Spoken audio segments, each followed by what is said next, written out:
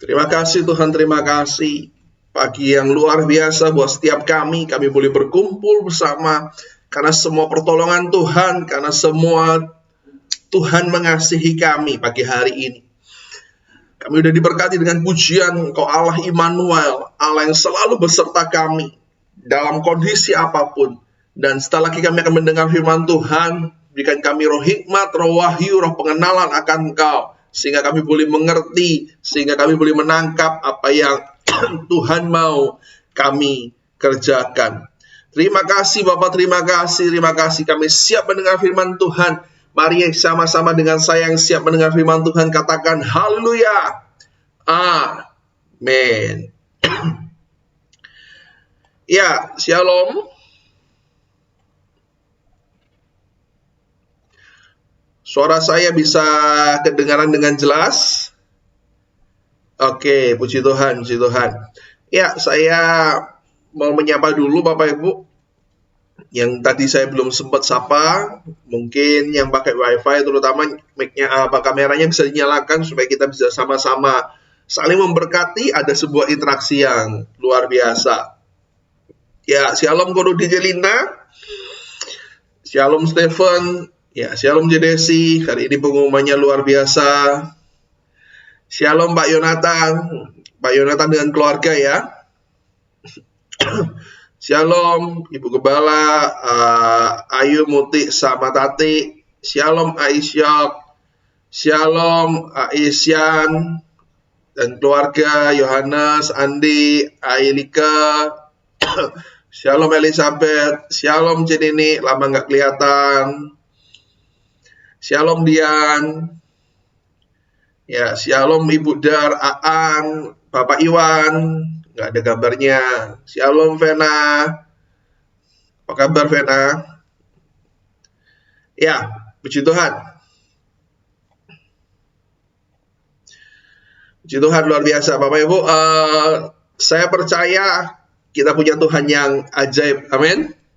Nah, hari ini, minggu kemarin kita udah menyelesaikan seri khotbah menjadi bijaksana, dan kerinduan saya sebenarnya dari apa yang kita belajar di minggu kemarin adalah Bapak Ibu, supaya semua yang Anda dengar, apa yang Anda dapatkan dari pembelajaran kita selama 7 minggu berturut-turut, itu tidak hanya berhenti kepada kita mengerti saja, tapi itu benar-benar menjadikan kita lebih bijaksana. Bahasa saya yang kemarin saya pakai kan bahwa pengetahuan itu nggak hanya berhenti di pikiran, di otak kita, tetapi mari kita menambahkan pengetahuan itu menjadi sebuah kebiasaan baru, yaitu menjadikan kita menjadi lebih bijaksana, agar tahun ini, saya nggak bosan-bosan ngomong agar tahun ini, tahun 2022, kita bisa menyelesaikan dengan berkemenangan. Amin. Oke, nah hari ini saya akan sharing tentang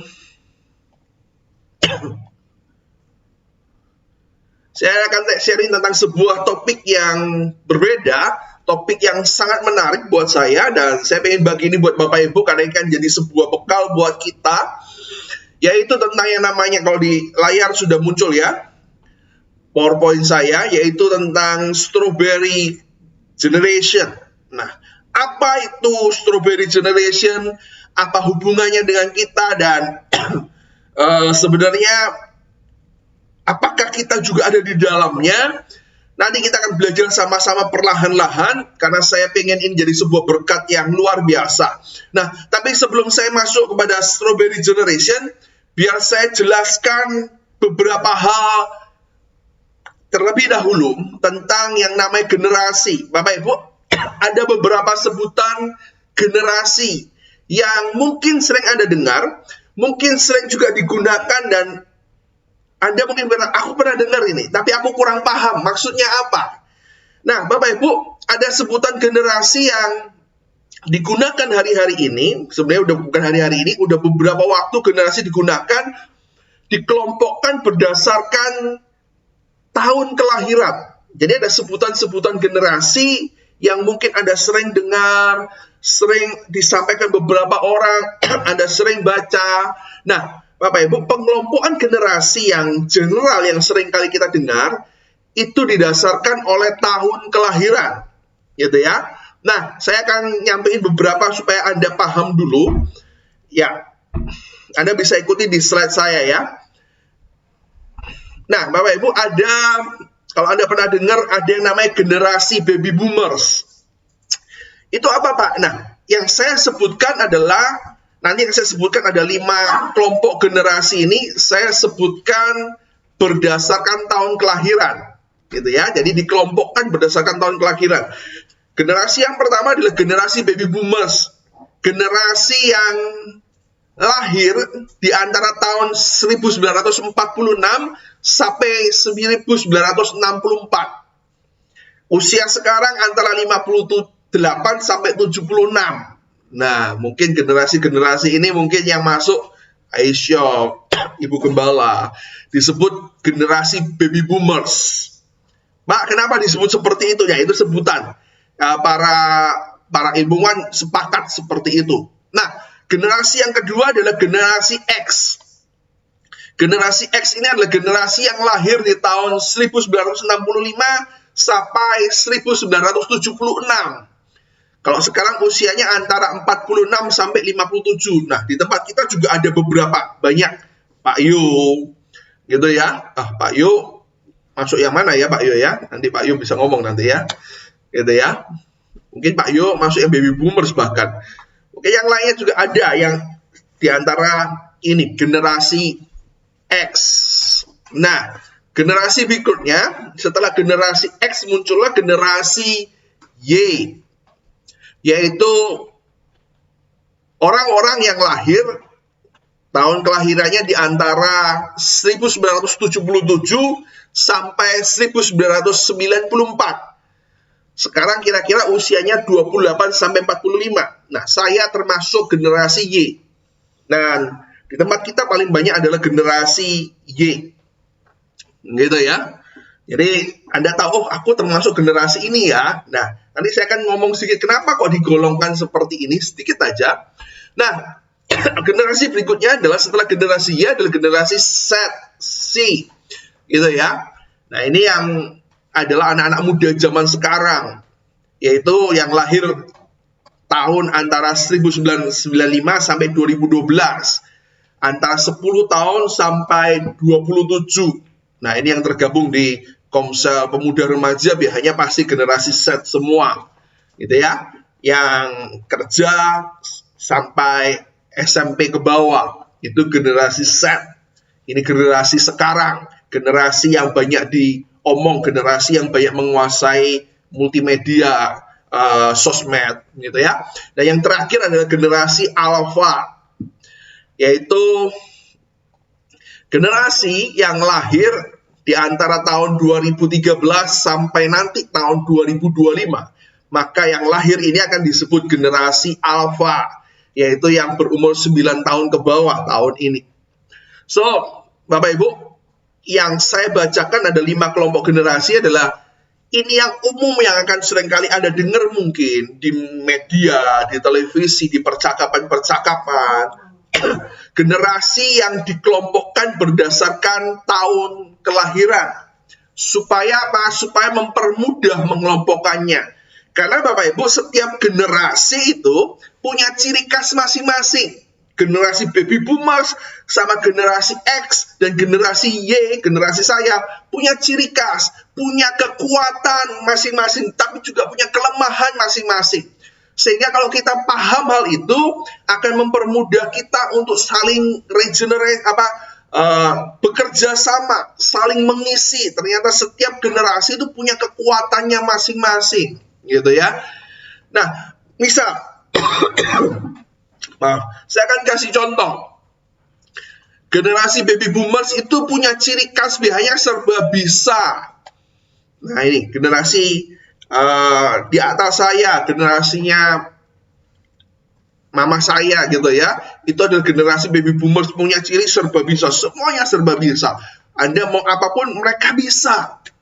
Gitu ya. Tapi mereka juga punya kelemahan. Kelemahannya tidak suka dikritik.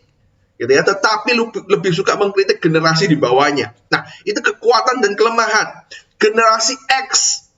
Nah, generasi X punya kekuatan, mereka akan tumbuh jadi pribadi yang mandiri.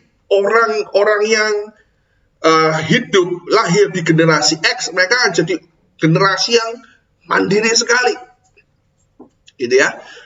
Pandai beradaptasi, ditaruh dimanapun mereka bisa hidup ini. Namun seringkali generasi ini ada generasi yang juga punya kelemahan, yaitu skeptis terhadap beberapa hal. Aduh, sudahlah itu tidak penting, skeptis. Generasi Y, gitu ya. Ini generasi saya dan ke bawah. Itu adalah generasi yang lebih terbuka terhadap perubahan. Dan generasi ini adalah generasi yang hidup dalam zaman teknologi. Tapi generasi ini punya kelemahan. Generasi ini rentan dengan yang namanya depresi dan stres, gitu ya, karena mereka mengalami perubahan yang begitu banyak. Dan generasi terakhir yang akan saya ngomong, kalau alpha saya nggak akan ngomong karena masih kecil. Dan generasi yang terakhir yang saya ngomong kelebihan dan kekurangannya adalah generasi Z.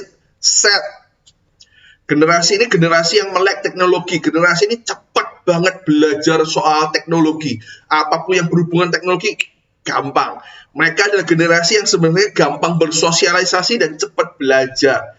So, Bapak Ibu, itu pengelompokan generasi-generasi yang ada, kekuatan serta kelebihan mereka. Nah, kalau gitu apa generasi strawberry? Kok nggak ada, Pak, termasuk? Nah, siapa yang ada di dalamnya?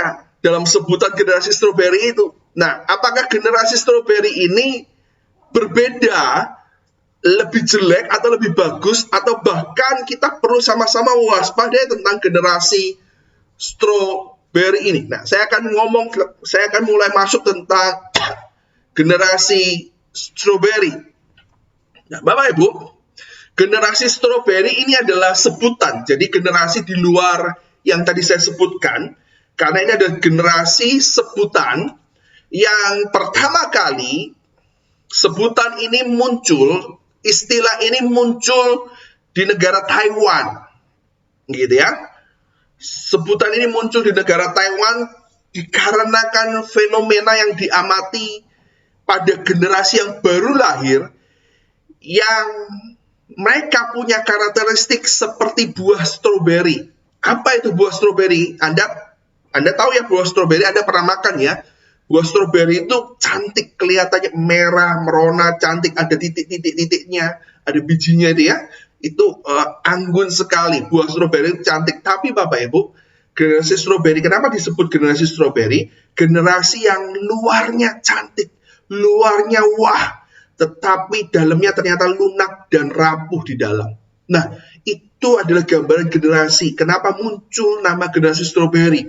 Generasi strawberry ada gambaran di mana generasi yang baru adalah generasi yang nggak mau kerja keras, generasi yang punya sikap manja, egois, sombong, dan lamban dalam bekerja.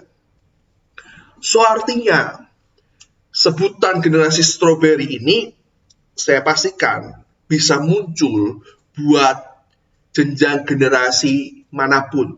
Di baby boomers itu ada, di generasi X, Y, dan yang paling banyak adalah generasi yang sekarang, generasi Z.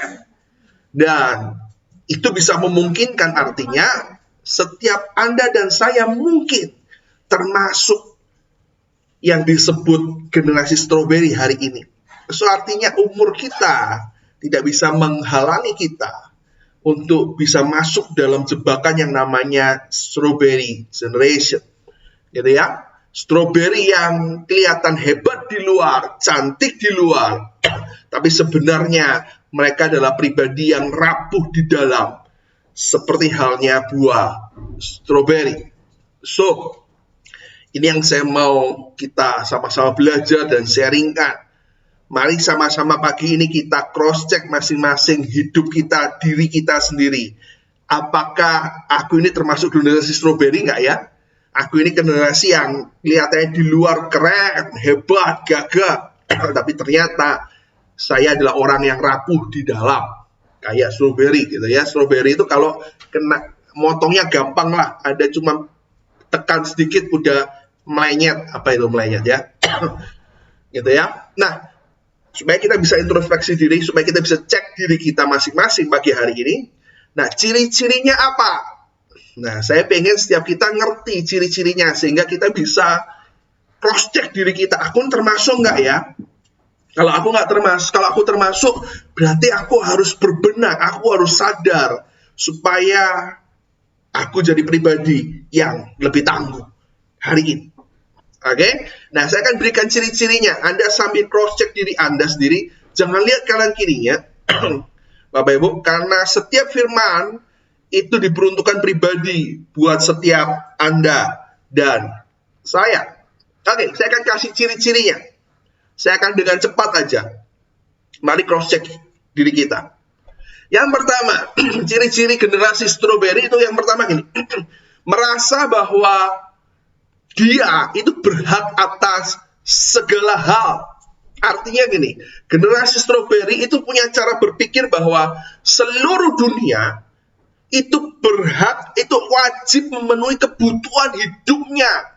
Artinya generasi ini adalah generasi yang selalu pribadi, yang selalu pengen mendapatkan apa yang dia mau. Kalau dia nggak bisa mendapatkan, maka yang terjadi akan muncul marah. Nggak jarang putus asa. Dan kadang-kadang pribadi ini bisa menghalalkan segala cara, gitu ya, supaya mereka mendapatkan apa yang mereka mau, supaya mereka menjadi pusat perhatian. Gitu kan? Contoh yang sering terjadi muncul, merasa dia berhak atas segala hal. Ada banyak orang ketika lulus SMA hari-hari ini, dia langsung ngomong gini, aku lulus SMA nih, waktunya aku kerja, mungkin aku udah kuliah, nggak apa-apa. Tapi minimal aku harus digaji UMR dong. Tanpa mereka mengukur kemampuan dan kapasitas diri mereka. Oke? Banyak orang berkata, aku seharusnya berhak untuk dapat posisi, aku dapat ini. Tanpa mereka ukur sebenarnya kemampuan dan kapasitas diri mereka. Itu ciri-ciri generasi strawberry yang pertama.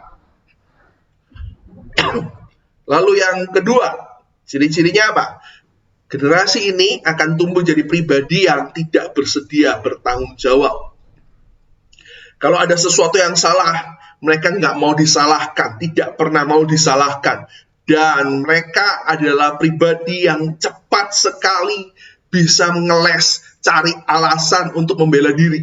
Kenapa? Nggak bersedia tanggung jawab. Dan bila terjadi masalah, kesalahan, mereka lebih memilih untuk menyalahkan orang lain, mengorbankan orang lain, daripada mereka berefleksi diri, introspeksi diri. Ini ciri yang kedua. Jadi pribadi yang nggak bersedia untuk bertanggung jawab. Oh, ini salah mamaku, salah papaku. Oh, ini salah temanku, ini salah bosku. Everybody seperti itu selalu. Selalu itu. Gitu ya. Ciri yang ketiga, generasi strawberry adalah generasi mereka akan tumbuh jadi pribadi yang mudah terluka,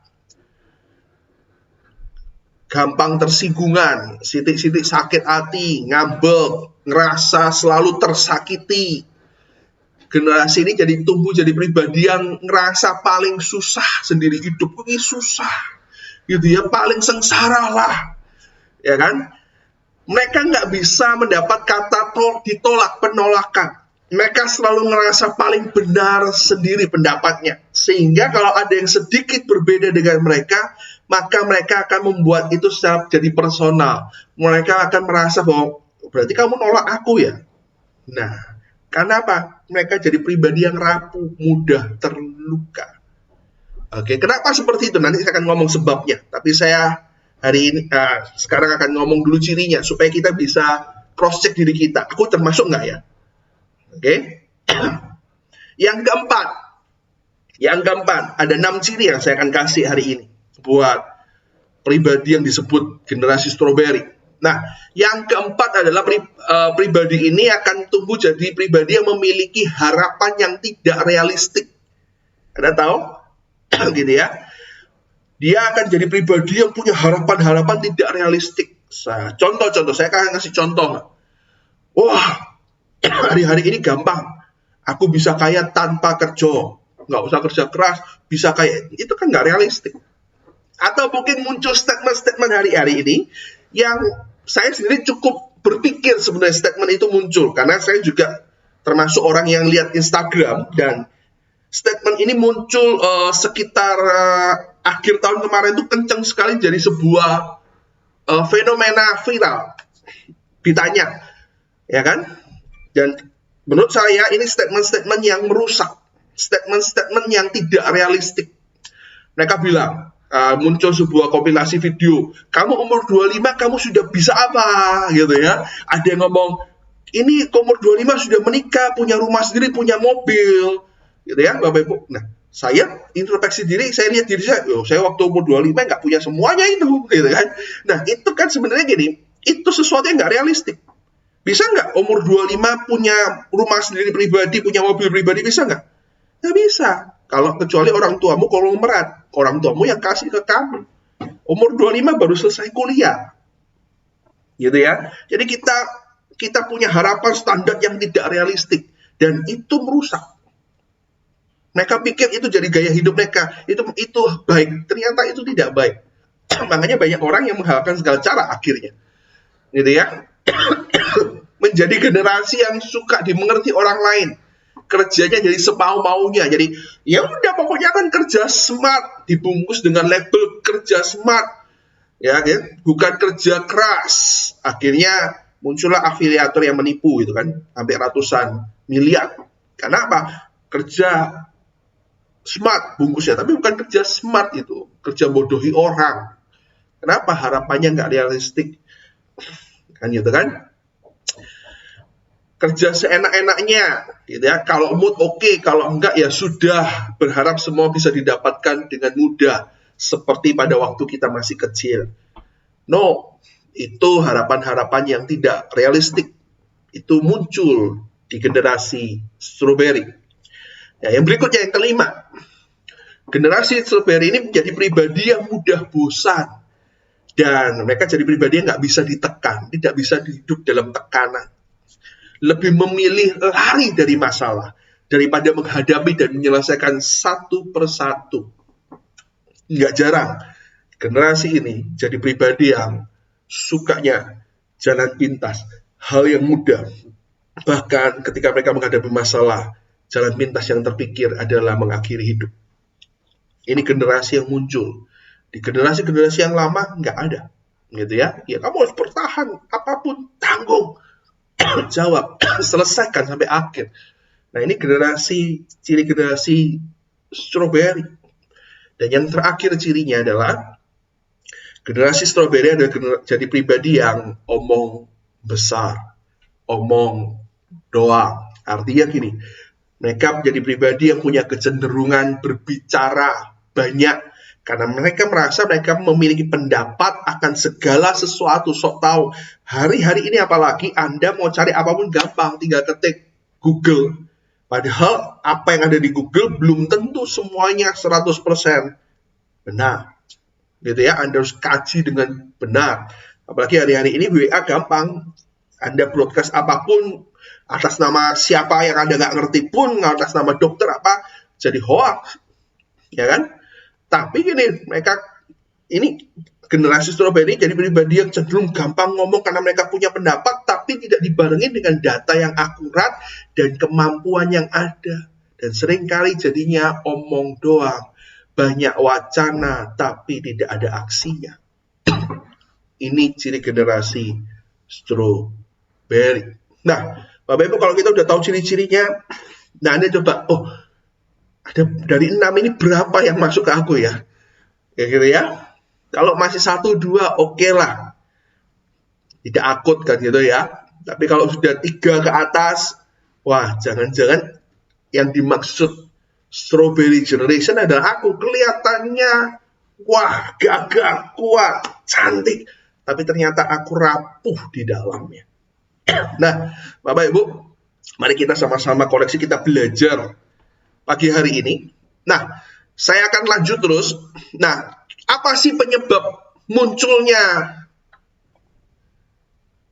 generasi strawberry atau strawberry generation ini? Nah, penyebabnya apa sehingga muncul generasi pribadi yang punya pribadi Kelihatannya di luar oke, tapi di dalamnya rapuh.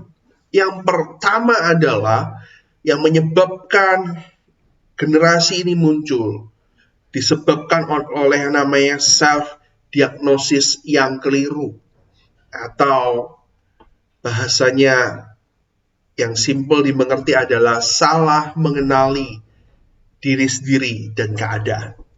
Salah mengenali keadaan, salah mengenali tentang diri sendiri. Contoh, Bapak Ibu, ini kita sering kali salah mengenali diri sendiri, mengenali keadaan. Bapak Ibu, siapa yang pernah check up di sini? Cek darah lengkap. Pernah ya, saya percaya sering.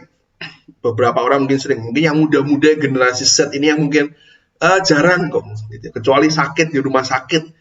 Tapi kalau kita udah masuk generasi Y ke atas, kita mungkin punya jadwal rutin khusus 1 tahun, 2 tahun sekali kita akan melakukan check up. Dan Bapak Ibu biasanya begitu check up keluar, kita kan dikasih lembaran nih, gitu ya. Dan di sana kita lihat, ada yang bintang. Nah, Bapak Ibu, kita tahu yang bintang-bintang ini tidak sesuai dengan biasanya. Lalu apa yang kita buat? Nah, karena semuanya pada gampang, di Google ada, kita langsung cek internet sendiri sebelum ketemu dokter. Nah, itu akibatnya kita akhirnya bisa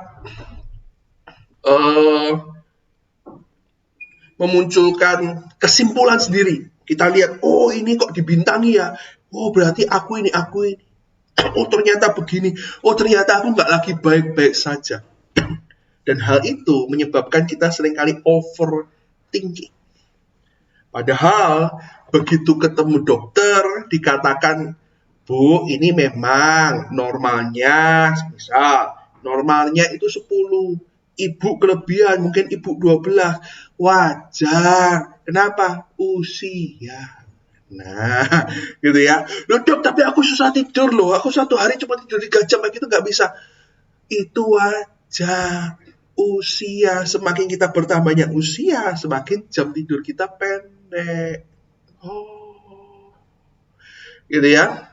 Nah, ketika kita salah mendiagnosa tentang keadaan diri kita sendiri, maka yang akan muncul adalah overthinking, mikir berlebihan, jangan, dan itulah yang membuat kita jadi rapuh. Kenapa ya aku kok gagal terus? Oh ya memang karena aku bodoh sih. Nah, kita mendiagnosa salah tentang diri sendiri. Atau mungkin, oh ya ternyata aku paling hebat.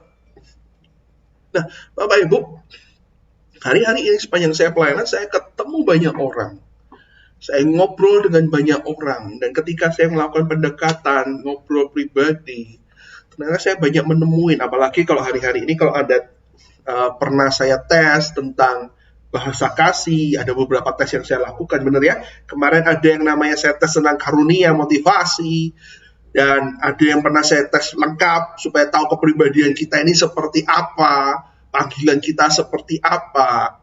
Dan Bapak Ibu, ketika saya melakukan seperti itu, ketika mereka sudah mulai lebih kenal dirinya, oh ternyata bahasa kasihku seperti ini ya, makanya kok aku suka ngelakuin ini dan aku mengharapkan seperti ini. Kenapa? Mau aku suka kasih hadiah dan aku mengharapkan hadiah, makanya kalau pasanganku nggak ngasih aku hadiah, aku jengkelnya minta ampun. Dan karena itu bahasa kasih, dan ketika mereka lebih kenal dirinya, ternyata itu membuat mereka lebih bisa terima, bisa mengendalikan dirinya. Oh, kenapa ya aku kok suka overthinking, mikirnya terlalu panjang, bahkan seringkali berlebihan. Oh, ternyata aku termasuk orang cermat, detail. Nah, gitu ya. Ketika mulai ngerti tentang dirinya, panggilannya, maka kita akan jadi orang yang lebih slow, lebih ngerti. Oh, memang ini aku nggak bisa paksakan, gitu ya. Aku nggak bisa paksakan diriku. Jadi Bapak Ibu, mengenal diri dan keadaan pribadi itu penting supaya kita nggak jadi overthinking dan memaksakan diri kita. So, yang pertama yang sering kali jadi generasi strawberry adalah salah mendiagnosa diri. Okay. Yang kedua, apa yang sering kali membuat terciptanya generasi, munculnya generasi strawberry ini. Karena orang tua lebih sejahtera dibanding generasi sebelumnya. Iya, saya melihat hari-hari ini ada banyak, nggak semua mungkin, tapi hampir 80% keadaan kita ketika kita masih muda dan ketika kita jadi orang tua, kita memiliki kesejahteraan yang lebih dibanding yang kemarin. Dan Bapak Ibu, kesejahteraan yang meningkat itu baik. Ya, setiap kita pengen kesejahteraan kita meningkat. Tapi kalau kita nggak sadar, peningkatan kesejahteraan, ekonomi kita bisa membawa dampak buruk buat anak kita, buat generasi di bawah kita. Kalau kita nggak bisa sadari. Contoh, saya akan kasih contoh. Seperti apa, Pak? Kita lebih sejahtera, kok lebih bahaya, sehingga muncul generasi strawberry. Contoh. Ini saya kasih contoh-contohnya beberapa. Bapak Ibu, karena lebih sejahtera, orang tua lebih cenderung memberikan apapun yang diminta anak. Karena mereka ngerasa punya banyak duit, bisa dibeli kok. Zaman dulu aku nggak bisa beli, aku minta sama mama aku suruh nabung berbulan-bulan. Tapi aku hari ini mau nyenengin anakku, karena punya duit. Ya sudah usah. Anaknya dia, Ma aku mau itu, udah kasih. Pa aku mau itu, kasih. Karena kita ngerasa punya uang. Oke. Yang kedua, seringkali orang tua itu memberi kompensasi waktu. Apa itu kompensasi waktu? Orang tuanya jadi lebih sibuk karena pekerjaan, dan itu mengakibatkan mereka nggak punya waktu lebih karena sibuk bekerja dari pagi, sore, sampai malam bahkan, sehingga orang tua memakai uang kesejahteraan untuk memberikan hadiah, untuk memenuhi kebutuhan anaknya. Sehingga seakan-akan orang tua itu sedang mengajarkan gini loh, waktu dan kedekatan itu bisa digantikan dengan uang atau pemberian. Bapak Ibu ini perhatikan, ini penting. Waktu Anda tidak pernah bisa digantikan oleh uang atau pemberian. Waktu Anda untuk anakmu, gitu ya, tidak pernah bisa digantikan oleh kompensasi apapun. Uang tidak pernah bisa menggantikan waktumu. Waktu Anda melihat pertumbuhan, perkembangan anak Anda. Tidak pernah. Seringkali hari-hari ini terjadi. Ngerasa dengan alasan kerja, kan buat kamu, buat cari duit. Akhirnya kita menggantikan waktu-waktu yang seharusnya kita punya untuk anak dan keluarga kita dengan pemberian. Ini loh, pokoknya kamu tak cukupin, kamu minta apapun. Nah, hal-hal inilah, peran orang tua inilah, kesejahteraan inilah yang menyebabkan munculnya generasi strawberry. Dan yang ketiga, Bapak Ibu, tidak pernah mendisiplin atau memberikan konsekuensi kepada anak atas kesalahan mereka, atau karena mereka melakukan perbuatan yang tidak pantas di usianya. Jadi orang tua sekarang lebih memilih nggak usah dihukum, nggak usah diberikan disiplin lah, ya kan? Yang penting mereka ngerti baik-baik. Sehingga Pak, anak nggak ngerti ketika mereka salah. Anak nggak ngerti bahwa itu nggak pantas di usianya. Makanya muncul jadi generasi strawberry, generasi yang semau-mau gue. Karena mereka nggak pernah tahu ada konsekuensi. Sehingga ketika mereka terjun di masyarakat, keluar dari rumah, mereka jadi orang-orang yang arogan dan sombong. Oke. Apalagi yang menyebabkan? Tadi ada dua hal. Kita udah belajar. Yang pertama, self-diagnosa yang salah. Yang kedua adalah karena kesejahteraan orang tua yang meningkat. Sehingga ada beberapa hal yang keliru ternyata. Gitu ya. Dan yang ketiga adalah narasi orang tua yang kurang pengetahuan. Ada narasi-narasi yang kita bangun sebagai orang tua, label-label yang kita sematkan ke anak karena kita kurang pengetahuan. Kita anggap itu benar, itu baik. Ternyata itu keliru. Contoh, mungkin kita sering kali ketemu anak kita kadang-kadang di usia-usia dini, wah anakku kok kemudian ya. Anda tahu kemudian? Kalau lagi mau ya mau lah, enggak. Dan akhirnya kita sematkan label itu ke anak kita. Kita omong ke anak kita dan mereka dengar terus-terus, kamu kok kemudian. Nah, sehingga ketika mereka di hadapan banyak orang, anak ini juga akan berkata, loh aku kemudian kok. Akhirnya ini jadi anak yang sakar PDW. Artinya kalau aku mau, ya jalan, kalau enggak ya sudah. Padahal Bapak Ibu, label yang orang tua selalu ucapkan di hadap anaknya belum tentu benar. Anak kecil itu sesuai dengan apa yang diarahkan orang tua. Ya memang mereka punya karakter dasar, tapi karakter dasar yang mentah sekali yang perlu orang tua bentuk. Nah, jangan sampai kita melabel dengan hal yang salah. Contoh lain, narasi yang orang tua seringkali tahu ya, narasi adalah perkataan yang seringkali kita situasikan, gitu ya. Tapi ternyata itu salah karena kita kurang pengetahuan. Yaitu apa? Narasi dengan setting unrealistic expectation.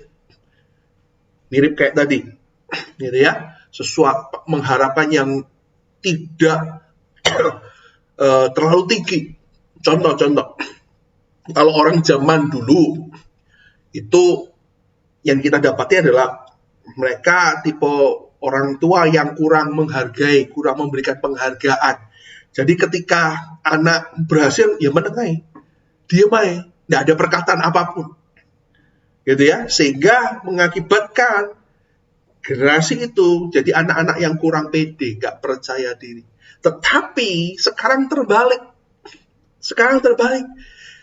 Generasi ini orang tuanya adalah orang tua yang suka memberi pujian, dan nggak jarang itu tidak realistik.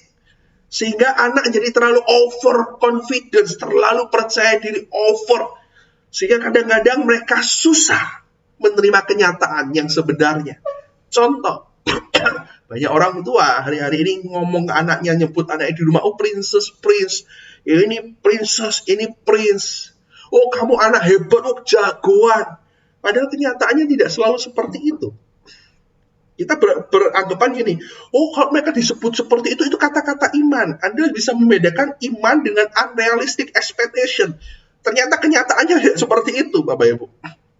Dan akhirnya, anak-anak ini yang selalu dikasih over pujian, mereka akan tumbuh jadi pribadi yang suka mendominasi di kehidupan nyata. Dan ketika mereka ketemu ternyata di kehidupan nyata yang lebih cantik, lebih hebat daripada mereka itu banyak, akhirnya mereka jadi pribadi yang nggak bisa terima. Mereka tumbuh menjadi pribadi yang mudah tersinggung, cepat marah, suka menyalahkan orang lain. Kenapa? Karena pujian yang berlebihan. Bapak Ibu, pujian yang berlebihan dan tidak pada tempatnya akan merusak pribadi orang tersebut. So artinya apa? Ya pujian, ya pada waktunya, tempatnya. Jangan juga nggak pernah muji, tapi juga jangan over. Oke?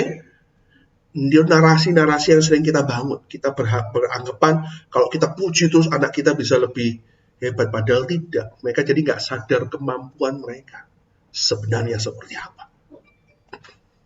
Mereka jadi orang yang suka, akhirnya timbullah jadi pribadi. Penyebabnya adalah gini. Strawberry generation yang keempat adalah lari dari kesulitan. Karena generasi strawberry adalah generasi yang terbiasa serba ada, serba dilayani, tercukupkan, selalu dalam perlindungan, ya kan? Kalau itu memang masih kecil nggak apa-apa, memang seharusnya. Tetapi kalau mereka sudah mulai bertumbuh jadi remaja, dewasa, itu akan jadi sesuatu yang bumerang. Sehingga kalau mereka selalu apa-apa disediakan, selalu ada, selalu tercukupi, minta apapun selalu ada, selalu dilindungi, maka mereka akan tumbuh jadi pribadi yang tidak pernah belajar apa yang namanya tanggung jawab, apa yang namanya fighting spirit. Tidak pernah dibiasakan mengatasi kesulitan yang ada. Bapak Ibu, Anda bisa bayangkan kalau anak Anda dalam kesulitan dan Anda selalu turun tangan sebagai orang tuanya, overprotective, itu namanya melindungi yang tidak sehat, dan akhirnya anak itu akan menjadi pribadi yang manja, rapuh, nggak punya daya juang. Kesulitan sedikit, kena marah sedikit, ya udahlah aku keluar. Toh masih banyak kok yang lain, masih banyak yang mau sama aku. Mereka jadi pribadi yang tidak mau introspeksi. Dan inilah yang menyebabkan munculnya yang namanya strawberry generation. Bapak Ibu, generasi stroberi ini bisa ditolong kalau Anda sadar bahwa jangan-jangan aku juga masuk, aku termasuk. Anakku ternyata aku perlakukan salah loh. Apa yang pastor ngomong ternyata aku ngelakuin semua. Bapak Ibu, belum terlambat. Generasi stroberi ini bisa ditolong. Kalau itu Anda, kalau itu anak-anak Anda, dan Anda merasa itu ada di hidupmu, generasi stroberi pribadi, ternyata aku masuk pribadi strawberry generation. Bapak Ibu tenang, Anda bisa dibangkitkan dan menjadi pribadi yang lebih kuat. Amin. Kita tadi udah tahu penyebab-penyebabnya, penyebab utamanya. Maka saya percaya kita juga bisa memberikan solusinya. Kalau saya mau kelompokkan, penyebabnya utama ada dua. Penyebab utama munculnya strawberry generation, penyebab utamanya munculnya pribadi yang kelihatannya oke ternyata tapi dalamnya rapuh. Penyebabnya dua, yaitu yang pertama salah mendiagnosa diri, yang kedua adalah didikan orang tua yang keliru. So, kita udah tahu ini solusinya. Saya akan memberikan solusinya buat Anda supaya kita atau generasi di bawah kita tumbuh menjadi generasi yang kuat. Cuman dua poinnya, solusinya cuma dua. Nah, Bapak Ibu, solusi yang pertama adalah peran orang tua itu punya peran yang terpenting. Anda harus sadar ini. Peran orang tua itu punya peran terpenting dalam membentuk karakter dan mental generasi serta anak kita. So, masalah di strawberry generation adalah karakter dan mental yang hancur. Bukan kemampuan mereka berpikir, kebiasaan mereka. Mereka bisa banyak hal. Tapi karakter dan mentalnya kacau. Nah, solusi pertama yang harus disadari, apalagi ini sebagai orang tua, yaitu gini.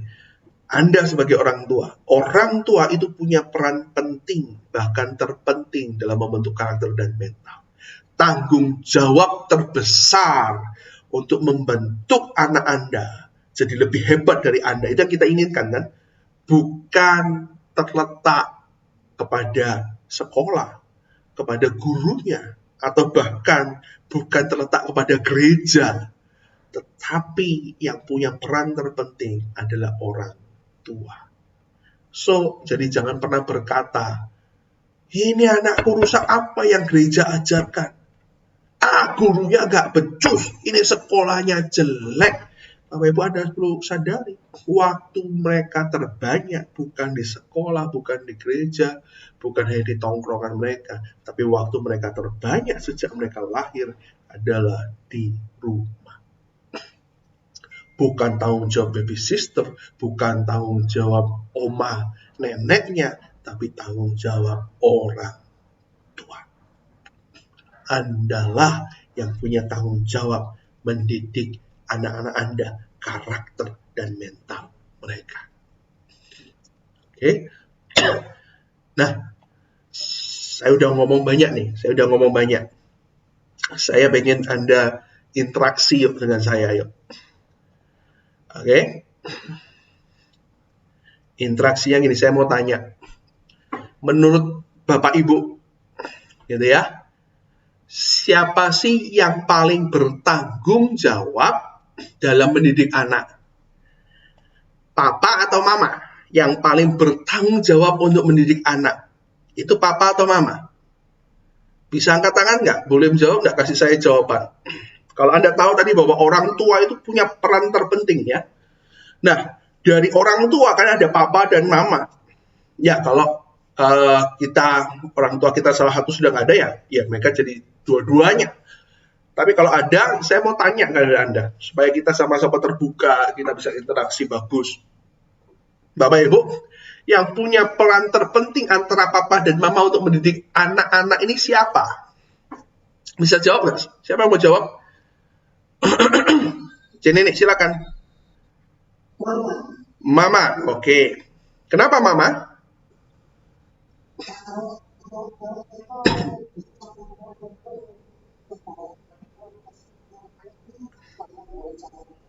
Oke, siap. Oke. Oke, terima kasih Jenny. Yang lain siapa lagi? Yohanes tadi ya? Silakan. Suruh pilih salah satu kok keduanya. Ya dua-duanya memang penting, tapi yang terpenting siapa? Mama atau papa? Ya Pak. Kenapa? Kenapa?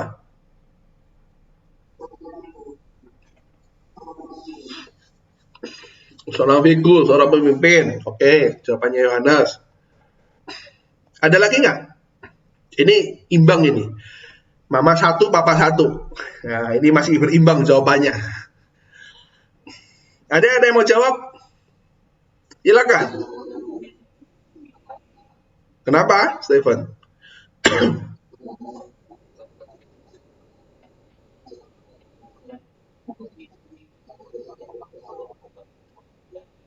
Oh, berarti Stephen jawab papa karena mama sudah nggak ada, gitu ya? Kalau mama ada, papa ada.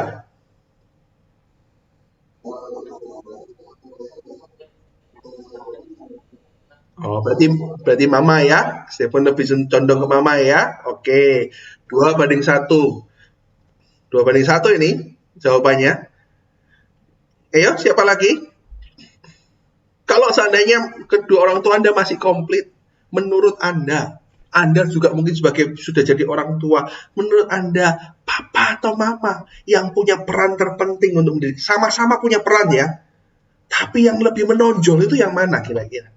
Menurut Anda? Ayo, masih 2 banding 1 ini. Papa kalah ini udah. Tapi kalahnya belum telak kok, tenang. Ayo, siapa mau jawab? Iya, siapa? Muti. Tati, iya, silakan. Ya, ayo wes jawab sebar. Mama. Mama. Oke, kenapa?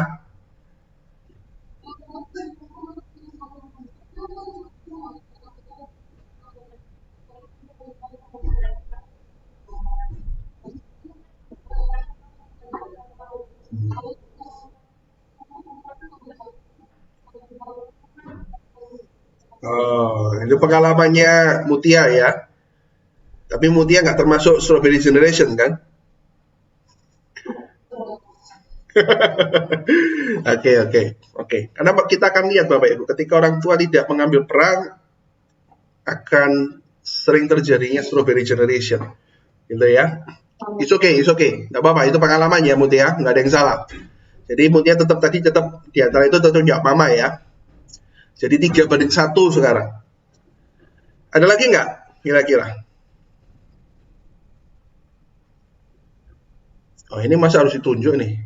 Ibu Desi, ini kan tadi anak-anak ini generasi muda udah 3 orang ini. Orang tuanya masih Ibu Nini yang jawab.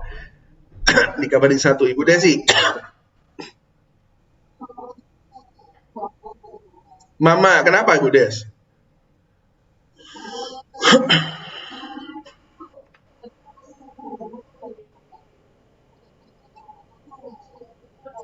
Oh,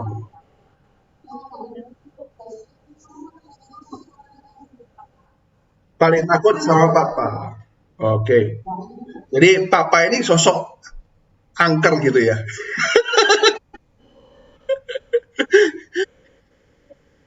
Kadang sama. Oke. 4 banding 1. Saya tanya lagi orang tua. Pak Yu.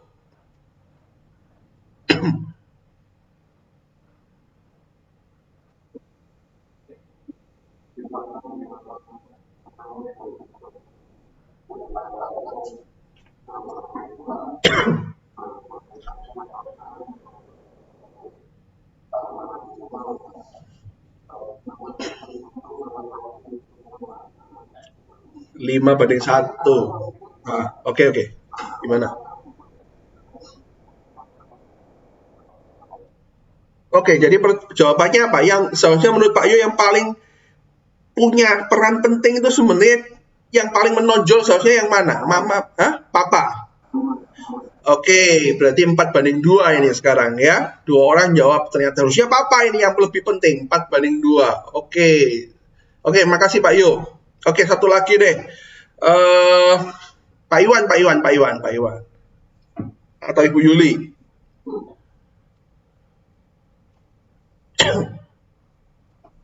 Oh, nggak ada orangnya ini kayaknya. Pak Iwan, Bu Yuli. Oke lah, ganti deh kalau oh ada. Ayo silakan, Pak Iwan atau Ibu Yuli yang paling penting punya peranan. Dua-duanya punya peranan ya. Tapi seharusnya yang paling menonjol itu siapa seharusnya?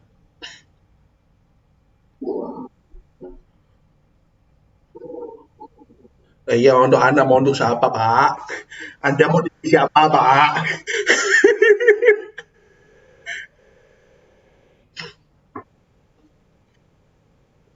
Oke, oke.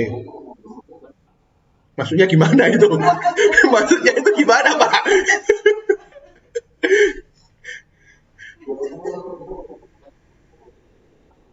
Ya, Mama punya kayak jawaban Cin ini tadi ya. Mama lebih punya jawaban Ibu Desi juga gitu ya. Mama itu mungkin lebih perhatian, lebih ngerti gitu ya. Oh, oke. Berarti, oh iya, iya, iya. Keduanya nggak bisa lepas. Tapi menurut saya gini loh, siapa di antara kedua ini punya porsi lebih sosial dalam mendidik anak?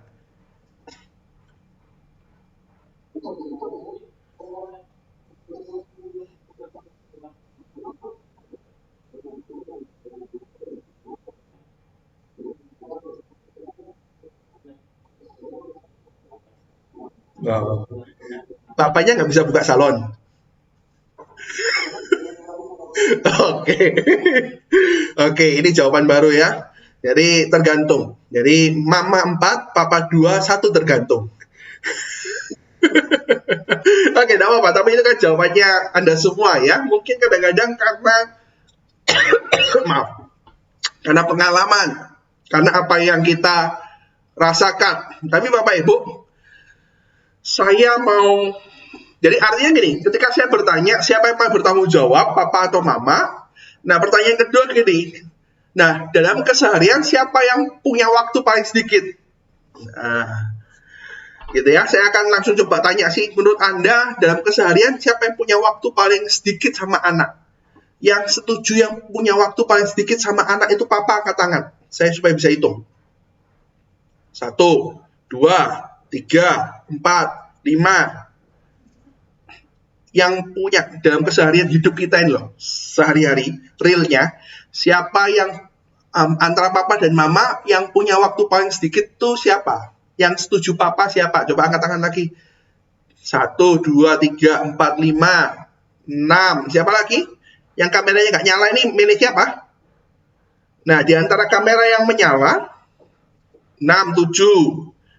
Nah, di antara kamera yang menyala, ini banyak yang setuju loh bahwa papa itu punya waktu paling sedikit di antara daripada mama. Benar nggak ya? Gitu ya. Entah alasannya ya, jangan ngomong gini ya Pak, mama saya sudah nggak ada. Makanya papa saya punya waktu banyak, ya itu beda cerita ya. Gitu ya. Oh, alasannya yang kerja siapa? Enggak. Tapi saya mau berkata gini Bapak Ibu, saya mau berkata apa yang Alkitab katakan saja, apa yang benar, bukan apa yang terjadi dalam kehidupanmu, bukan apa yang terjadi dalam kehidupan masyarakat kita yang benar. Bapak Ibu yang punya peran terpenting, mama dan papa itu punya peran penting sama-sama dalam pendidikan anak, pendidikan tumbuh kembang anak. Tapi Alkitab berkata, peran terpenting itu sebenarnya adalah apa? Amsal 4 ayat yang pertama. Dengarlah, hai anak-anak, didikan seorang mama. Enggak. Didikan seorang ayah, papa. Dan perhatikanlah supaya engkau beroleh pengertian. Amsal 13 ayat yang pertama. Anak yang bijak mendengarkan didikan papanya. Tapi seorang pencemooh tidak mendengarkan hatikan. Amsal 15 ayat yang kelima. Sama. Artinya yang saya mau katakan, Bapak-bapak, Anda harus punya perhatian khusus. Anda nggak bisa berkata, Anda tidak bisa berdalih. Tadi sudah saya sebutkan, salah satu yang menyebabkan generasi strawberry itu muncul adalah kita seringkali menganggap uang kita bisa membeli waktu, menggantikan waktu untuk waktu dengan anak, pertumbuhan dengan anak, tidak bisa. Tanggung jawab terpenting jadi sebuah leader, figur adalah papa. Anda papa-papa, Anda yang belum berkeluarga laki-laki, pria-pria, Anda harus ngerti, tanggung jawab terpenting dalam mendidik anak itu papa. Memang mama punya lebih banyak waktu di rumah mungkin karena papanya kerja. Tapi Anda nggak bisa jadikan sebuah alasan kerja itu untuk Anda tidak ikut dalam ambil porsi. Bahkan memberikan nilai-nilai terpenting buat anak. Gitu ya. So, tanggung jawab terpenting dalam membesarkan, mendidik seorang anak, itu tanggung jawab papa. Perhatikan, apa yang harus kita ajarkan? Papa-papa terutama, hari ini saya akan ngomong, papa-papa apa yang harus kita ajarkan? Ajarlah anak-anakmu mengenal Allah dari ayahnya. Alkitab selalu berkata gini, kenali ayah Abraham, Ishak, Yakub, papanya. Ayah dari papanya. Yang harus mengenalkan Allah itu papanya. Gitu ya. Karena apa? Anak akan lihat papaku, yang jadi sandaran papaku siapa sih? Yang menjadi pengharapan kekuatan dari seorang papa siapa? Karena apa yang anakmu lihat dari Anda, dari pria, itu akan sangat membekas dalam hidup anak-anak. Kalau Anda mengandalkan Tuhan, Anda selalu berdoa kepada Tuhan, maka anak-anakmu juga akan bertumbuh jadi pribadi yang kuat dalam mengenal Allah. Amin. Amin, Bapak Ibu. Wah, nggak enak Pak ya. Bapak-bapak hari ini nggak enak. No, but it's true. Oke. Yang kedua, jangan manjakan anakmu dengan memberikan segala sesuatu itu berlebihan. Kita harus ajar mereka peran orang tua itu penting. Jangan pernah manjain anak. Jangan pernah memberikan segala sesuatu secara berlebihan. Tidak pada porsinya. Tapi juga jangan terlalu overprotective kepada anak. Kadang-kadang kita sebagai orang tua harus berani dan bisa membiarkan anak ini mengalami kesulitan. Karena apa Bapak Ibu? Karena dengan mengalami kesulitan itu adalah cara terbaik untuk melatih mereka, anak-anak kita untuk berkembang jadi pribadi yang lebih dewasa. Setuju? Jadi kalau sudah ada waktunya mereka mengalami sebuah kesulitan, ya pasti kesulitannya beda dengan orang dewasa. Contoh, kalau anak sudah TK, udah SD, kesulitannya apa? Pakai sepatu sendiri mungkin. Ya, toh? Jangan terus mamanya. Sampai SMP, SMA mamanya terus yang pakai sepatu, papanya terus yang pakai sepatu. Nggak akan bertumbuh anaknya. Nggak wajar. Kalau ada PR yang susah, apalagi ini online ini. Memang sih agak susah ya ngajari anak-anak itu ya. Tapi kalau mamanya terus yang ngerjain PR-nya, prakaryanya, mereka nggak menemukan kesulitan apapun, mereka akan tumbuh jadi pribadi yang dewasa. Saya masih ingat ketika saya sudah usianya, ya waktu SD diantar jemput becak, menurut teman. Tapi begitu udah SMA, SMP, ya saya harus bisa berangkat sendiri ke sekolah saya. Oke, kalau sudah waktunya, biarkan. Meskipun kadang-kadang menemukan kesulitan, panas mah, lapar mah, gitu ya. Kadang-kadang nggak jarang waktu itu apa? Ada orang-orang juga jahat, ya ada. Tapi kadang-kadang Bapak Ibu, kita kadang-kadang harus biarkan dalam porsinya supaya anak-anak itu belajar dari kesulitan sehingga mereka tahu bagaimana cara keluar dengan baik dari itu. Setuju? Setuju? Oke. Apalagi yang harus kita ajarkan ke anak? Peran orang tua itu penting. Yaitu jangan takut mendisiplinkan atau memberikan konsekuensi serta penjelasan ketika mereka melakukan kesalahan. Disiplin harus, konsekuensi harus. Bahkan firman Tuhan berkata gini, jangan ragu, pukul dengan rotan anakmu. Benar nggak? Wah, jangan Pak, kan nggak boleh main pukul hari-hari ini loh. Lihat-lihat, kalau Anda pukulnya dengan emosi, ya nggak bisa. Kalau Anda pukul membabi buta, nggak bisa, nggak boleh. Tapi ketika itu untuk mendisiplinkan, untuk mengajar, harus. Karena nggak gitu mereka nggak akan belajar apapun. Gitu ya. Ada konsekuensi yang harus mereka terima. Tapi juga jangan lupa ada penjelasan-penjelasan yang harus Anda berikan kamu salah di mana. Oke? Yang terakhir, peran orang tua. Nah, tantrum. Anda tahu tantrum? Tahu tantrum? Kalau anak itu lagi ngambek, nggak dapat apa yang mereka punya, wes kadang-kadang bisa bengok-bengok, nangis nggak mendek-mendek, itu tantrum.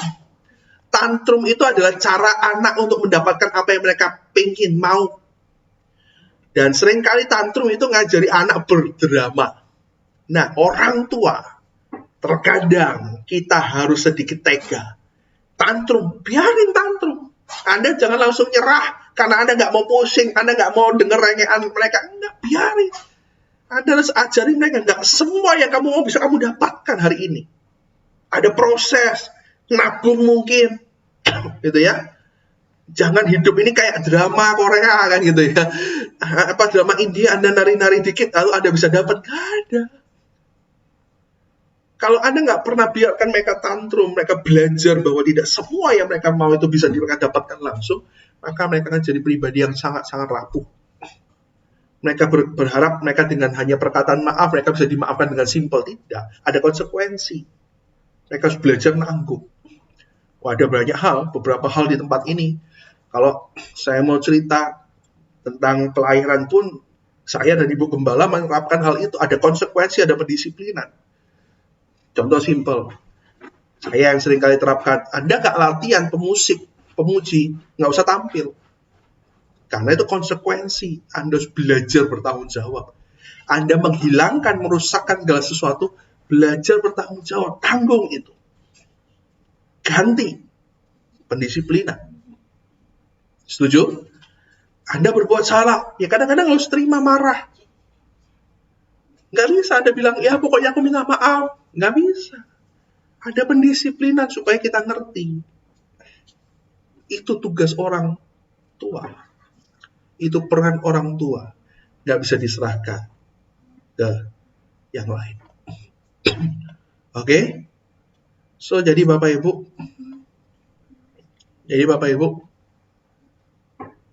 ayah punya peran terpenting.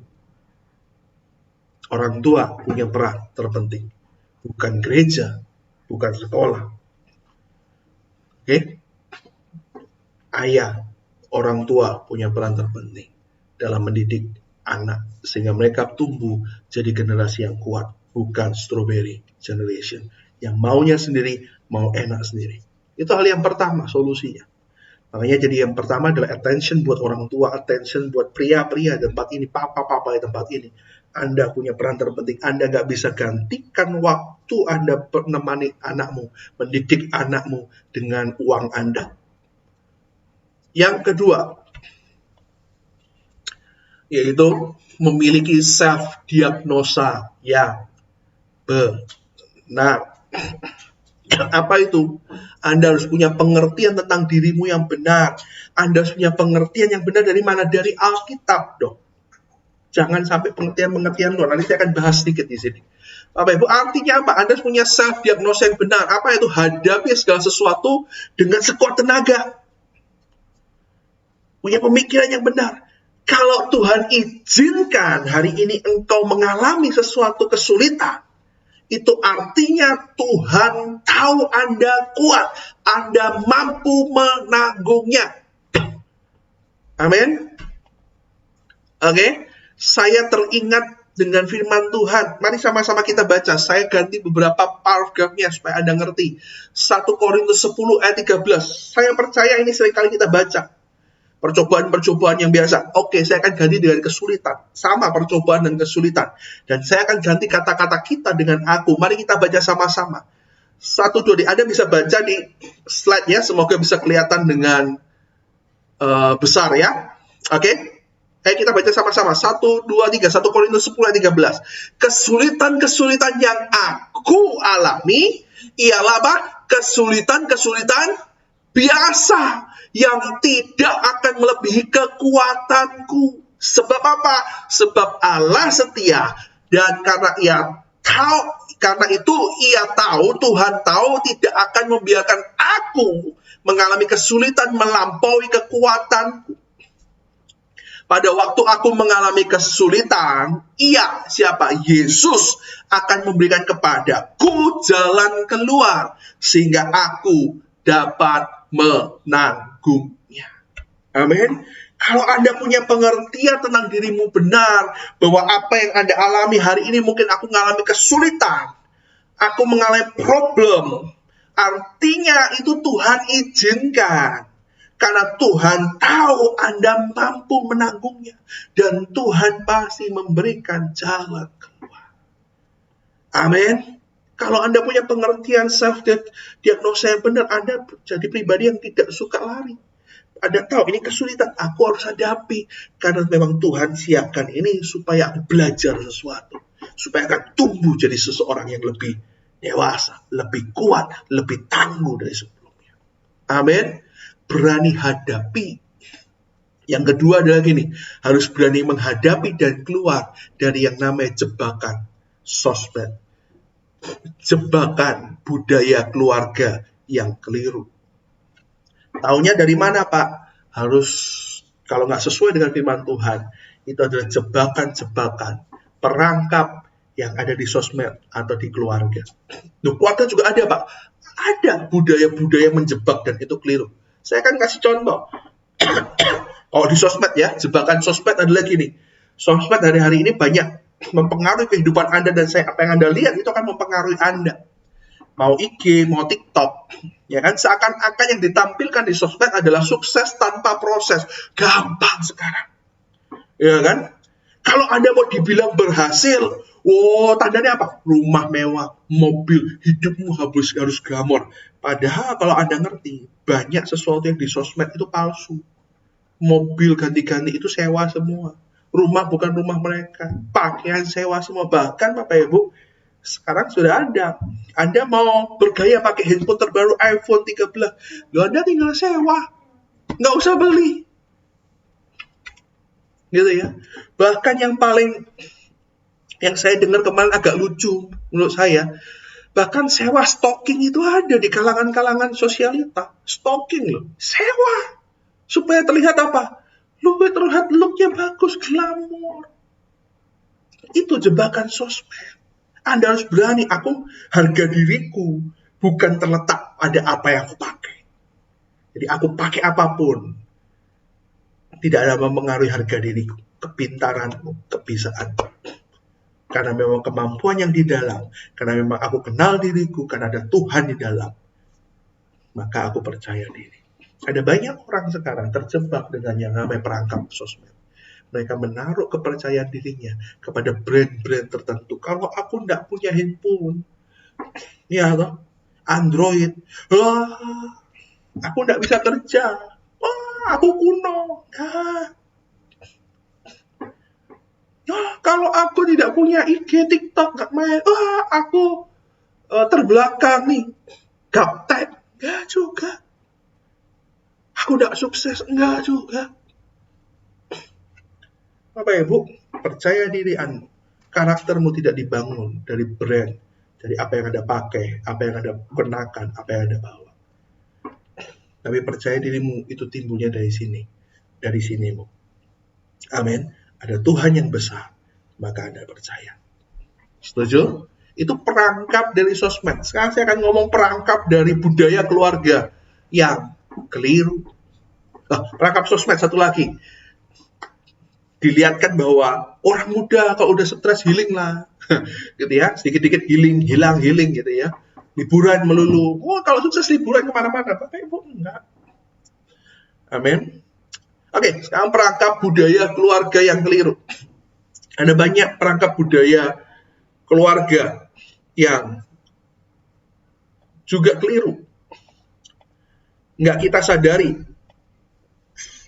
Apa itu? Misal, ada beberapa keluarga yang mungkin juga masih menganggapnya gini, kalau wanita itu nggak usah pinter-pinter lah, sekolah nggak usah terlalu tinggi-tinggi, S2, S3 nggak perlu, yang penting cukup kamu udah sekolah, kuliah, cantik, nah supaya bisa nikah dengan orang kaya. Ini jebakan budaya keluarga yang keliru, nilai-nilai keluarga yang keliru. Uang segalanya, uang tidak segalanya, gitu ya. Atau mungkin gini, jebakannya gini, orang tua itu segalanya harus nurut. Kalau kamu nggak nurut, durhaka. Bahkan Bapak Ibu sampai sudah nikah pun, punya rumah tangga sendiri, tetap dikontrol ketat sama orang tuanya. Saya mau berkata gini, itu budaya yang keliru. Firman Tuhan jelas berkata, ketika kamu sudah menikah, kamu punya keluarga sendiri yang harus kamu utamakan dahulu. Gitu ya. Hormat terhadap orang tua bukan berarti menuruti semuanya.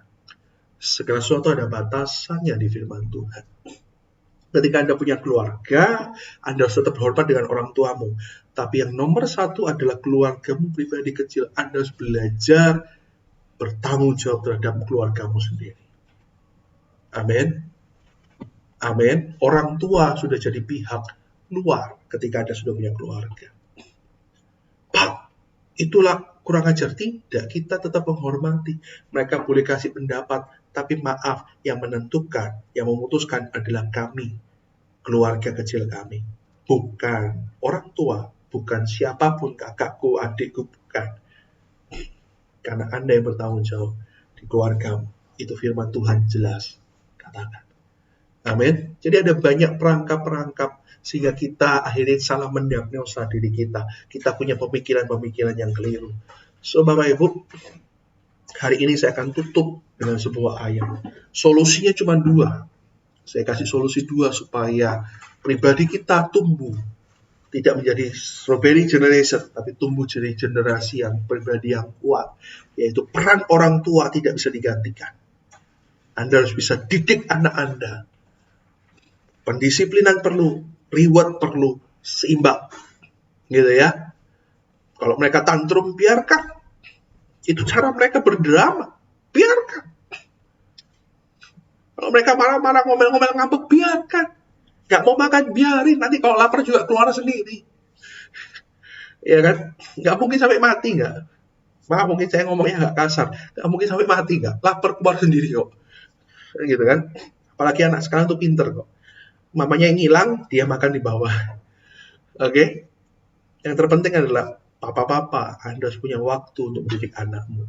Waktu bersama mereka, Anda punya peran terpenting. Uang tidak bisa menggantikan. Yang kedua, self-diagnosa yang benar, sesuai dengan firman Tuhan.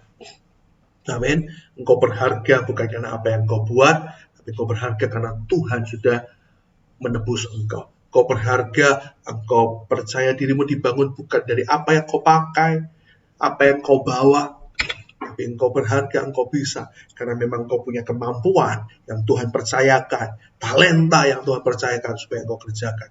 Bukan cuma aku rasa aku bisa, tapi ternyata saya banyak menemuin, banyak orang merasa dia bisa, ternyata standarnya terlalu rendah. Dalam pelayanan hal yang sama, banyak orang merasa bisa, tapi ketika harus menjalani standar mereka jauh, karena mereka menempatkan rasa dirinya sendiri bisa, bukan mendiagnosa dirinya dengan benar. Ayat firman Tuhan terakhir, Ibrani 12 ayat 8 dan 9. Saya tutup dengan sebuah ayat firman Tuhan yang berkata gini, Ibrani 12 ayat 8-9. Tetapi jika kamu bebas dari ganjaran yang harus diterita setiap orang, maka kamu bukanlah anak, tetapi anak-anak gampang. Selanjutnya, dari ayah kita yang sebenarnya kita beroleh ganjaran dari papa, kita lihat didikan papa. Oke? Karena itu mereka kita hormati. Anda nggak memberikan hormat, Anda tidak pernah mendidik anakmu, dia punya waktu, makanya jangan heran anakmu nggak punya hormat terhadap Anda. Bapak-bapak, hormatnya mama. Sama papa kayak tadi angker papaku. Gitu ya. Jarang ngomong. Kenapa? Anda tidak pernah punya peranan di sana. Gitu ya. Anda cuma bisanya gegerin gitu ya. Tapi bukan mendidik. Kalau Anda mau anak Anda menghormati Anda, punya waktu didik mereka. Perlihatkan ke mereka hubunganmu dengan Tuhan. Kenalkan mereka dengan Allahmu, sandaranmu. Oke, saya lanjutkan. Kalau demikian bukanlah kita harus lebih taat kepada Bapa segala roh supaya kita beroleh hidup. Artinya gini Bapak Ibu. Saya tutup dengan sebuah statement supaya ini jadi berkat buat kita. Kalau yang namanya anak pasti dididik, pasti kadang ada hukuman, terkadang diganjar karena sebuah kesalahan. Nah, kalau begitu, kalau saat ini Anda sedang mengalami sebuah kesulitan, entah itu karena kekeliruan, kecerobohan yang kita buat, atau itu yang Tuhan izinkan, saya percaya semua tetap dalam kendali Tuhan, agar kesulitan itu, dari kesulitan itu Anda belajar menghadapi, belajar keluar jadi pemenang, dan yang pasti bertumbuh menjadi pribadi yang kuat, dan bukan strawberry generation. Amin.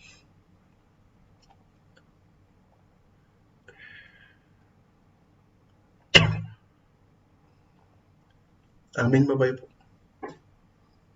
Siapa yang mau jadi strawberry generation? Angkat tangan. Oh, puji Tuhan. Pak Yonatan angkat tangan. Siapa yang Muti angkat tangan mau jadi strawberry generation? Ngantuk apa gimana ini? Anda kena jebakan Batman ya. Oke, makanya harus benar-benar diperhatikan. Bapak Ibu, saya rindu sebagai anak-anak Tuhan, sebagai pemimpin Anda, sebagai pendidik Anda di tempat ini. Saya rindu setiap Anda tumbuh jadi pribadi yang kuat, bukan strawberry generation. Bukan jadi pribadi yang kelihatannya keren di luar, hebat di luar, ternyata di dalamnya rapuh. Amin. Peran orang tua penting. Bapak-bapak perhatikan, Anda punya peran penting. Yang kedua, jangan salah mendiagnosa diri Anda sendiri. Amin Bapak Ibu. Mari saya berdoa buat setiap Anda. Terima kasih Tuhan, terima kasih. Kalau pagi hari ini kami sudah belajar, kami sudah diingatkan bahwa Tuhan punya rencana yang besar dalam hidup kami. Tuhan rindu bahwa setiap kami tidak menjadi pribadi yang rapuh, yang kelihatannya cuma keren di luar. Tapi Tuhan rindu setiap kami jadi punya pribadi yang kuat. Dan terkadang untuk jadi pribadi yang kuat itu Tuhan izinkan kesulitan. Kesulitan itu terjadi dalam hidup kami. Dan kalau hari ini kami mengalami kesulitan-kesulitan, entah itu karena kesalahan kami, kebodohan kami, ampuni kami Tuhan. Tapi kalau itu seizin Tuhan, maka kami percaya, entah itu kecerobohan, entah itu seizin Tuhan, semuanya tetap dalam kendali Tuhan, kontrol Tuhan, supaya kami bertumbuh jadi seorang pribadi yang dewasa dan kuat, bahkan menjadi pemenang dari kehidupan ini. Terima kasih Bapak, terima kasih. Kau yang materaikan setiap firman-Mu, hari ini yang kami dengar, hari ini yang kami terima, sehingga ada sebuah perubahan-perubahan ajaib, terutama buat pria-pria, buat papa-papa, bahwa kami ternyata punya tanggung jawab terpenting dalam mendidik anak kami. Kami nggak hanya bisa beralasan kami kerja, tapi kami punya tanggung jawab penting. Mereka bisa jadi lebih hebat dari kami, karena kami berperan penting dalam hidup mereka. Dan biar hidup kami tidak kata orang, tidak kata sosmed, tidak berdasarkan apa yang kami pakai, tapi apa yang firman Tuhan katakan, sehingga kami punya pengenalan diri yang benar. Terima kasih, kau materaikan semuanya. Kami percaya tahun ini akan jadi tahun yang ajaib buat setiap kami. Ibadah kami sudah selesai. Bentar lagi kami akan meneruskan aktivitas kami masing-masing. Minggu depan kami akan ibadah hybrid Tuhan. Yang petugas-petugas bisa live. Kami juga minta pertolongan Tuhan, perlindungan Tuhan, kesehatan Tuhan, sehingga semuanya bisa berjalan dengan baik. Dan nanti April kami bisa onsite kembali, semua karena pertolongan Tuhan. Dan kami juga berdoa setiap jemaat, buat jemaatmu yang hari ini mengalami kelemahan tubuh, mungkin sakit, Kami berdoa biar bilur-bilur Yesus yang menyembuhkan dimanapun mereka berada hari ini, kami terima kesembuhan, sakit apapun. Kalau Anda sakit, saya terdorong Anda bisa letakkan tangan kirimu di tempatmu sakit, dan Anda bisa angkat tangan kananmu. Saya akan berdoa buat Anda. Roh Kudus, Kau lihat tangan-tangan yang diletakkan di tempat yang sakit. Dan pagi hari ini hamba mau berdoa dari tempat ini. Kuasa dari tempat tinggi itu, pemulihan ilahi itu turun atas setiap kami. Segala penyakit di dalam nama Tuhan Yesus, kami tengking keluar, sembuh. Kami terima kesembuhan yang sempurna dari Tuhan. Kami percaya, kami sudah terima itu. Kami juga berdoa buat setiap usaha yang kami kerjakan hari-hari ini. Kami percaya hari-hari ini Tuhan akan banyak percayakan hal-hal baru. Akan dibukakan pintu-pintu yang selama ini tertutup. Tuhan akan bukakan peluang-peluang yang ajaib. Peluang yang dari Tuhan. Sehingga kami bisa berkembang dengan luar biasa untuk memuliakan nama Tuhan. Untuk kami yang sekolah, mau juga berdoa hikmat marifat-Mu turun atas mereka. Supaya mereka menjadi bintang-bintang di sekolah, jadi berkat di sekolah, jadi contoh yang luar biasa. Dan terima kasih atas setiap berkat-Mu, terima kasih atas perlindungan Tuhan. Ibadah kami sudah selesai, kami mengucap syukur atasnya. Dan mari angkat kedua tangan kita, terimalah berkat yang melimpah dari Allah Bapa, Allah Abraham, Allah Ishak, Allah Israel, yang sekarang menjadi bagian dalam hidupmu, karena engkau juga keturunan Abraham. Cinta, kasih, dan damai sejahtera dari Tuhan kita Yesus Kristus, yang selalu menyertai kita setiap hari, setiap waktu, dan persekutuan Roh Kudus, yang selalu memimpin kita, melindungi kita, dan menarik kita kembali ke jalan Tuhan ketika kita keluar daripadanya. Dan terimalah semua berkat ini hanya di dalam nama Tuhan Yesus. Kami syukur dan berdoa, yang percaya dan sudah terima katakan sama-sama, haleluya, amin. Bapak Ibu, setiap khotbah saya, kalau Anda mau dengar ulang supaya Anda jadi lebih diberkati, Anda bisa klik di YouTube ya. Nanti saya akan share kemungkinan Senin atau Selasa. Dan ada IG juga, potongan-potongan khotbah yang mungkin 1 menit, 2 menit bisa memberkati Anda, mengingatkan Anda kembali, merefreshkan Anda kembali di IG saya. Tuhan Yesus memberkati Anda.